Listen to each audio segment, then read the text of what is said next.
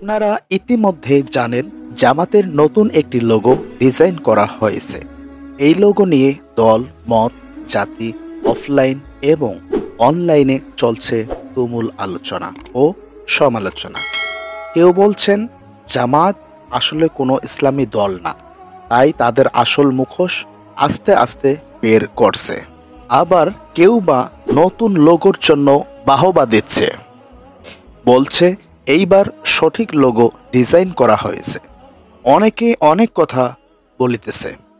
যাই হোক, আমরা আগে দেখি যে নতুন লোগোতে কি কি দেয়া হয়েছে। নতুন লোগোর উপর দিকে তাকিয়ে দেখা যায় তার হরকত ছাড়া আল্লাহ শব্দটি দিয়েছেন। আপনারা একটু ভালোভাবে তাকালে বুঝতে পারবেন।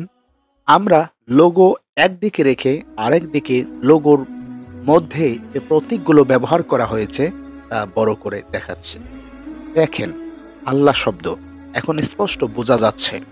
এরপর কি দেখা হয়েছে? দেখা হয়েছে জামাতের ন্যায় ইনসাফের প্রতীক দাড়িপাল্লা। এটি তো স্পষ্ট বুঝতেই পারছি। এরপর দাড়িপাল্লা থেকে সোজা নিচের দিকে নেমে এসেছে একটি কলমের প্রতীক, যেটিকে তারা জ্ঞানের প্রতীক হিসেবে আখ্যা দিয়েছেন।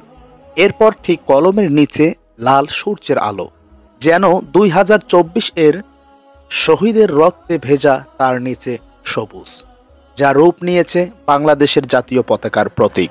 এবং ঠিক তার নিচে আছে কোরআনের প্রতীক, যেন তারা বোঝাতে চায় এটি আমাদের জীবন বিধান, এর মধ্যেই আছে শান্তি। এটিকে আঁকড়ে ধরেই আমাদের এই সংগ্রাম। এবং পুরো প্রতীকের নিচে কোরআন দেয়ার আরেকটা মানে হতে পারে, সেটি হলো কোরআনের ওপর লাল সবুজের পতাকার প্রতীক বলছে যেন দেশটা চলবে কোরআনের বিধান দিয়ে।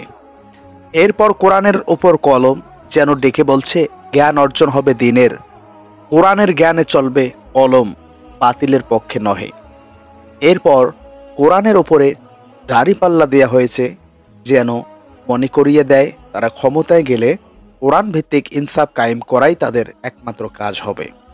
এরপর কোরআনের একদম উপরে আল্লাহ শব্দটি একদম মনে করিয়ে দেয় সকল শক্তির উৎস হলেন সেই আল্লাহ, যার বিধানে আছে আমাদের জন্য মঙ্গল।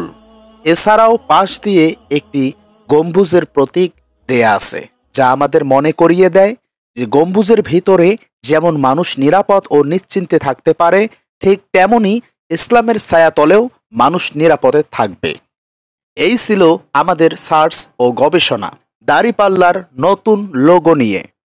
আপনারা নতুন লোগো নিয়ে কি ভেবেছেন তা অবশ্যই কমেন্ট বক্সে জানিয়ে দিন।